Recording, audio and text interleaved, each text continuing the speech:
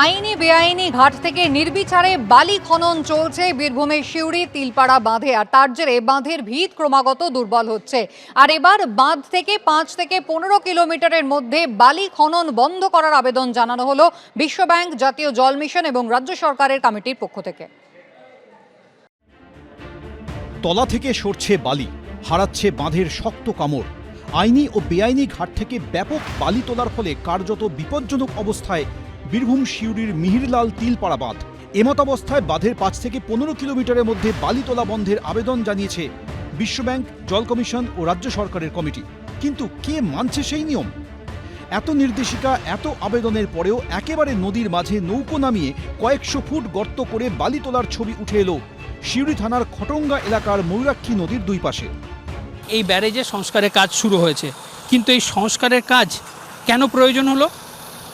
World bank, national water commission এবং রাজ্য সরকারের প্রতিনিধি দল এই ব্যারেজ পর্যবেক্ষণ করেন এবং তারা যে রিপোর্ট দিয়েছেন সেই রিপোর্ট কিন্তু খুব মারাত্মক।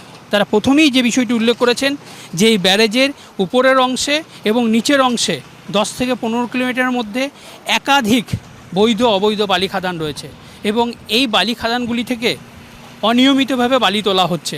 এর ফলে জলের যে গতিপথ, সেই গতিপথ বাধাপ্রাপ্ত হচ্ছে। একইভাবে এই বাধাপ্রাপ্ত হয়েই কিন্তু জল ধাক্কা মারছে এই ব্যারেজে। এর আগে 2024 সালের 11ই নভেম্বর তিলপাড়া ব্যারাজের কাঠামোর অবস্থা খতিয়ে দেখতে বীরভূমে গিয়েছিল বিশ্বব্যাংক, জাতীয় জল কমিশন এবং রাজ্য সরকারের একটি বিশেষজ্ঞ দল। পরবর্তীতে রাজ্য সরকারের কর্মকর্তাদের সঙ্গে বৈঠকেও বসে বিশেষজ্ঞদের ওই দল। ওই কমিটির তরফে প্রকাশিত রিপোর্টে উল্লেখ করা হয়, গুরুতরভাবে ক্ষতিগ্রস্ত তিলপাড়া বাঁধ। তৈরি হয়েছে একাধিক ফাটল। বাঁধের উপরের সেতুতে ভারী যানবাহন চলাচল ও বাঁধের বয়সের পাশাপাশি অন্যতম কারণ হল বাঁধের 2 কিলোমিটারের মধ্যে উপরে ও নিচের অংশে ব্যাপক পরিমাণে বালি তোলা। বালি তোলার পরিমাণ এতটাই বেশি যে নদীর মধ্যেই কার্যত পুকুরের সমান গর্ত তৈরি হয়েছে।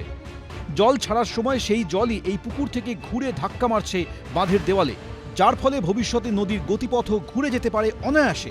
এই কমিটির সমস্ত সদস্যদের বিশদে আলোচনার পরে সিদ্ধান্ত নেওয়া হয়, জল সরবরাহের প্রতিশ্রুতি বিবেচনা করে আপাতত বর্তমান স্তর থেকে ন্যূনতম সম্ভাব্য জায়গায় নামানো হবে জলস্তর।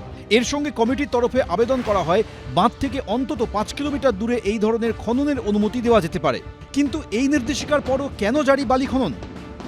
সরকারিভাবে এখন কোনো বালি খাদান বা বালিঘাট ময়ূরাক্ষী নদীর উপর নেই, কিন্তু আমরা দেখছি প্রতিদিন প্রতিনিয়ত শয়ে শয়ে লরি, ট্রাক্টর বালি তুলছে এবং বালি তুলে বিভিন্ন জায়গায় সরবরাহ হচ্ছে। পুলিশ প্রশাসন এবং শাসক দলের প্রত্যক্ষ মদতে এই কাজ চলছে। বিজেপির কথা বলাটা এটা সাজে না। ওরা তো কোনো জিনিসেই ভেতরে ঢোকে না। ওরা শুধু সবসময় তৃণমূলের বিরুদ্ধে কুৎসা প্রচার করার জন্য ওরা লেগে আছে, সরকারের বিরুদ্ধে কুৎসা প্রচার করার জন্য লেগে আছে। ইঞ্জিনিয়াররা যা বলবে সেই মতন যাতে ব্রিজটা রক্ষিত হয়, সেই জন্য নিশ্চয়ই সরকার এবং আমরা প্রত্যেকেই চেষ্টা করব। এর আগে এই বীরভূম থেকে লাগাতার বালি চুরির ঘটনায় ক্ষোভ প্রকাশ করেছিলেন খোদ মুখ্যমন্ত্রী। আমি বীরভূমের ডিএমকে ডাকছি বিধান, হঠাৎ এমন কি হলো যে বালি সবচেয়ে বেশি পাচার ওখানে হচ্ছে? যেখানে লিকেজ হচ্ছে আমি তোমার সময় দিচ্ছি, 7 দিনের মধ্যে এগুলোকে রিকভারি করো। মুখ্যমন্ত্রীর কড়া নির্দেশিকার পরও কিভাবে চলছে এমন বেআইনি পদ্ধতিতে বালি খননের কাজ?